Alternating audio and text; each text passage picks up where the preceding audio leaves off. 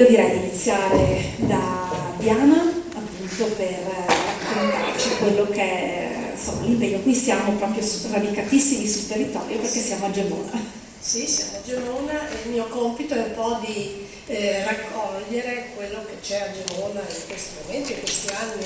Quindi dopo la testimonianza molto sentita della mia collega Irma, io vi parlerò un po' di quello che c'è a Gemona in questo momento, in questi anni.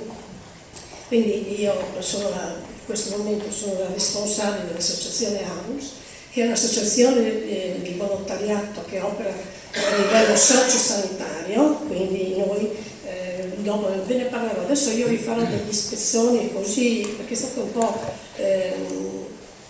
volevo un po' parlare un po' di tutto, ma il tempo è quello che è giustamente, quindi ho dovuto anche un po' gestire. Inoltre ho collaborato alla nascita e alla gestione dell'Emporio Amico di mano in mano. Chi non è friulano, di mano in mano, ma è facile anche tradurlo, di mano in mano, cioè vuol dire quello che ho io posso darlo a un'altra persona. Queste realtà ormai sono sorte abbastanza nel territorio nazionale, anche fuori, ed è aperto da circa 12 anni a Gemona. Desidero condividere comunque brevemente con voi queste realtà e le loro finalità. Leggerò un po' perché altrimenti mi perdo, essendo una chiacchierona. E mi hanno detto i tempi giusti. Quindi prima vorrei tornare un po' con la memoria al periodo subito dopo il terremoto e quello appunto che si è costruito, già evocato molto e bene da tutti i vostri relatori.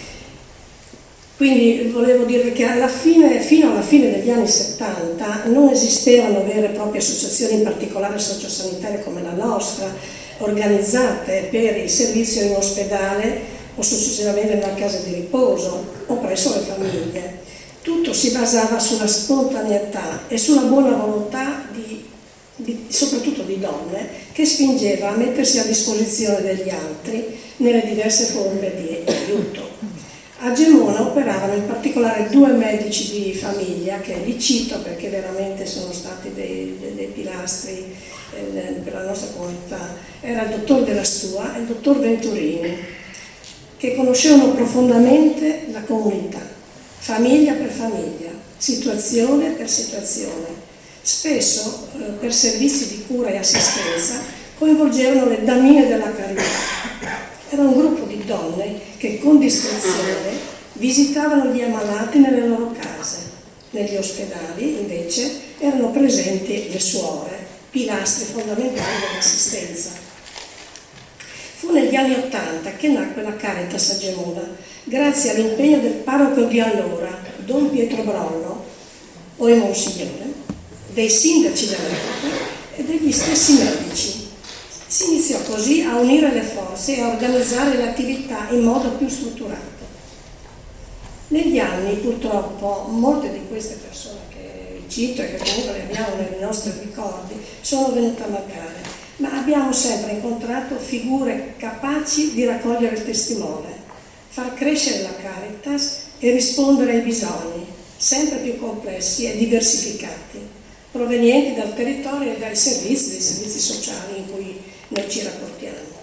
Oggi a Gemona la Caritas è una realtà ben strutturata e riorganizzata che coinvolge la collaborazione pastorale dei diversi comuni limitrofi. È attivo un centro di ascolto collegato al banco alimentare, sostenuto anche da numerosi benefattori e dai proventi dell'Emporio Amico. Riprendo un momento il tema del coordinamento, che a Gemona funziona benissimo ed è, diciamo così, sviluppato quasi 30 anni fa, dalla lungimiranza di diversi volontari dell'epoca, dove hanno capito l'importanza di unirsi. Questo lavoro di rete, fatto di incontri, di collaborazioni, di confronti, ha generato sane contaminazioni, esperienze positive, progetti condivisi, scambi culturali e generazionali, momenti di formazione per tutti noi volontari. Oggi, infatti, siamo consapevoli che la buona volontà, pur essendo il primo motore dell'impegno, non è più sufficiente da sola. Il confronto con la sofferenza, con i bisogni sempre più articolati e con la normativa del terzo settore richiedono una formazione continua, mirata e talvolta anche competenze specifiche. Vi spiego un po' l'Emporio Amico di Mano in Mano, che nasce appunto circa 12 anni fa, proprio dalla conoscenza del territorio e dai bisogni emersi nel dialogo con i servizi sociali, con le Caritas, con le parrocchie, con i medici, con il territorio. All'Emporio vengono conferiti vestiari di tutti i tipi e beni per la casa, tutto in buono stato per essere riutilizzato, destinati a persone e famiglie in difficoltà economica, ma queste prassi aiutano anche a contrastare lo spreco e il consumo, talvolta eccessive, di acquisti che facciamo. L'Emporio comunque è anche un luogo di accoglienza, nasce anche per un luogo di accoglienza e relazione, partecipa a progetti rivolti a persone con fragilità relazionali e promuove, soprattutto tra i giovani, la cultura della solidarietà, del riuso e della sostenibilità, con progetti e collaborazioni con le scuole del territorio. Sono oltre 3.000 le persone che ogni anno frequentano l'Emporio. Le volontarie attive sono più di 20, alcune si sono avvicinate per offrire un aiuto concreto, altre fanno parte dell'associazione ALUS, che appunto rappresento in questo momento. Associazione, vi spiego anche 2 parole sulla nostra associazione, è un'associazione laica ma di ispirazione cristiana, che vive all'interno di una federazione nazionale e a Gemona nasce 35 anni fa. È dotata di un proprio statuto che prevede una formazione specifica e ad oggi conta circa 40 volontari, tutti attivi, impegnati in diversi ambiti.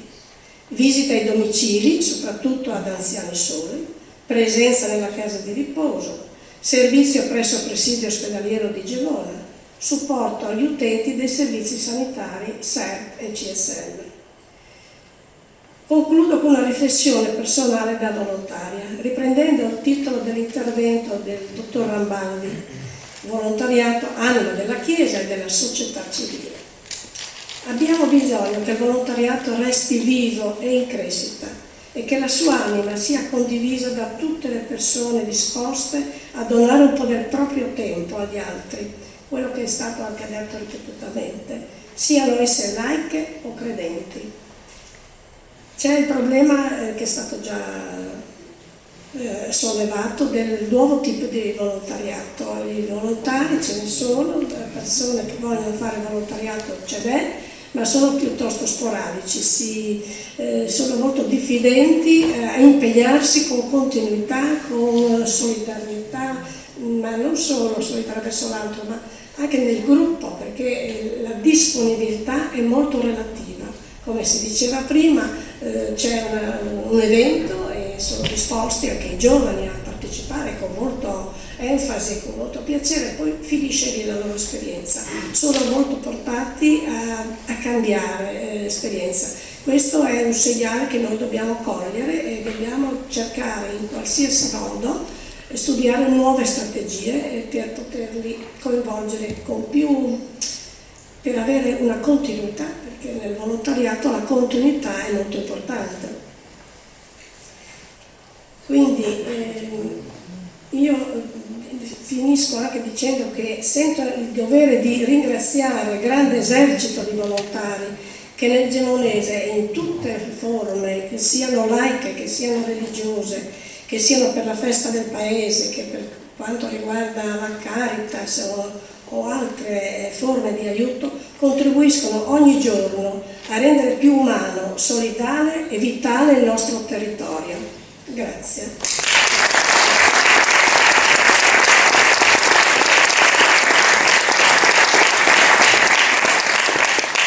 Citiamo sempre naturalmente Gemona, ma ricordiamo che questa ondata riguarda tutti i paesi che sono stati colpiti dal terremoto. È stata citata la mia Maiano, ma insomma andiamo da Colloredo fino a Ragogna, Forgaria, Mimis, insomma tantissimi paesi. Allora, come vedete cambiamo registro di età, abbiamo parlato molto di giovani, ma di giovani che sono stati giovani. E allora sull'esperienza di Francesco Milanese che ci ha raccontato appunto dell'obiezione di coscienza, dall'obiezione di coscienza è nata la possibilità del servizio civile. Qui abbiamo Ibrahim Ba, che è uno dei ragazzi che stanno finendo il servizio civile quest'anno, l'ho finita il 28 maggio mi sembra, no? Il 27 maggio, un giorno prima, e sono impegnati nell'educazione alla mondialità alla pace, nei centri di ascolto, nel servizio alla grave marginalità. In più ci sono dei ragazzi che sono in Argentina e in Grecia, quindi insomma progettualità articolate. Allora io chiedo a Ibrahim di raccontarci insomma come ha deciso, che cosa sta facendo e che posto ha in Caritas nel suo progetto di vita questo servizio civile.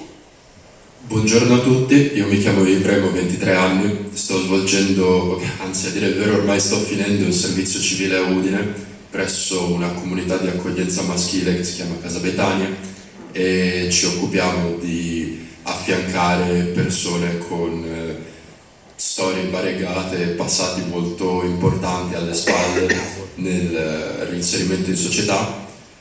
A dire il vero, a ripensarci con il senno di poi, non mi sarei mai visto all'interno di questo ambiente. È stata una spinta che è venuta dall'esterno, è stata un invito da parte di mia mamma, che però io ho voluto cogliere al volo perché ritenevo che sarebbe potuta essere un'esperienza interessante e comunque un'occasione di crescita personale mia.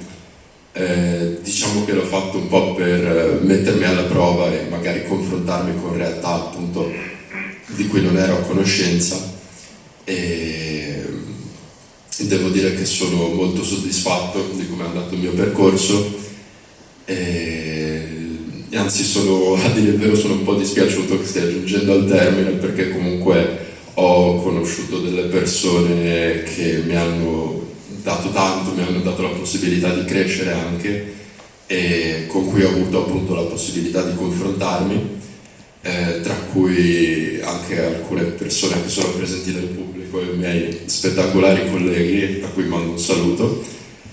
E nel concreto noi affianchiamo appunto delle persone che ci vengono inviate dai loro servizi appunto, e li affianchiamo negli accompagnamenti,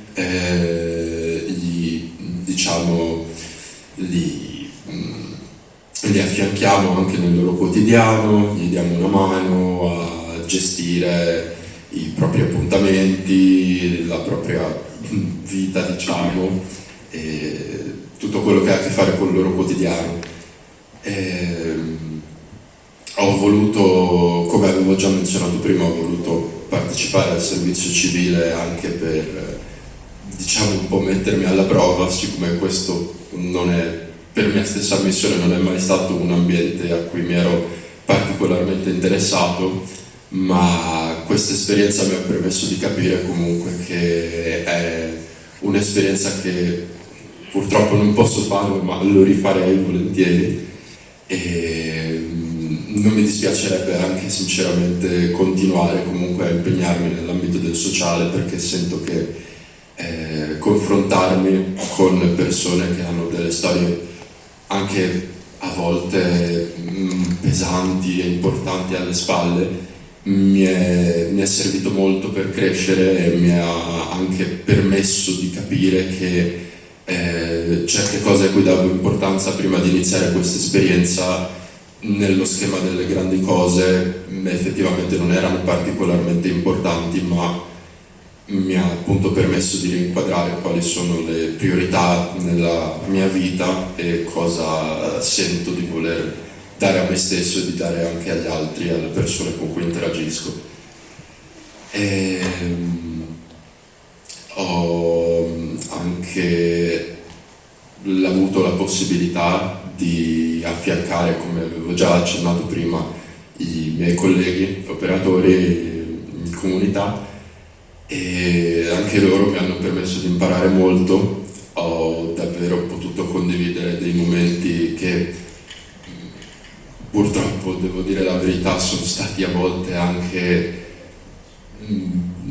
diciamo, formativi, passatemi il termine, e che magari lì per lì mi hanno un po' scombussolato, mi hanno un po' spiazzato, ma comunque ho potuto superarli e sento comunque che ne sono uscito una persona più matura, più consapevole di quello che cerco e del percorso che vorrei fare nella mia vita. Magari non necessariamente continuare nel campo del sociale, appunto perché non posso prevedere il futuro, non so cosa mi riserverà la vita, però devo ammettere che e non avrei, sinceramente, lo ripeto, non avrei mai pensato di trovarmi qui a condividere la mia esperienza con voi, però ho potuto fare tesoro e continuerò a farlo per sempre comunque di tutto quello che ho vissuto in quest'anno di servizio civile, delle cose che ho imparato, dei momenti appunto che ho condiviso sia con gli ospiti della nostra comunità che con i miei colleghi, e ringrazio chi mi ha potuto dare l'opportunità di partecipare al servizio civile, e soprattutto appunto mia mamma, da cui è partita da questa spinta, in quanto lei comunque già lavorava nel settore e quindi mi aveva tanto indirizzato con la speranza, che poi per fortuna si è avverata, che questa cosa mi avrebbe potuto far bene, mi avrebbe potuto anche aiutare, lo ammetto, a superare un periodo che è stato un po' uno spartiacque nella mia vita, in cui sono cambiate molte cose, ho conosciuto delle persone, ne ho perse delle altre, però fare il servizio civile mi ha aiutato molto anche a rimettermi in gioco, rinquadrare quello a cui davo priorità, e sento che veramente farò sempre tesoro di questa cosa, anche se non ho avuto esperienza, ho potuto sempre comunque imparare sul campo, seguendo appunto l'esempio di persone stupende, spettacolari, che mi hanno veramente affiancato quasi tutti i giorni da un anno a questa parte, e a cui auguro tutto il meglio veramente, che ringrazio di nuovo di cuore per la pazienza dimostratami e anche la cordialità, l'apertura nei miei confronti.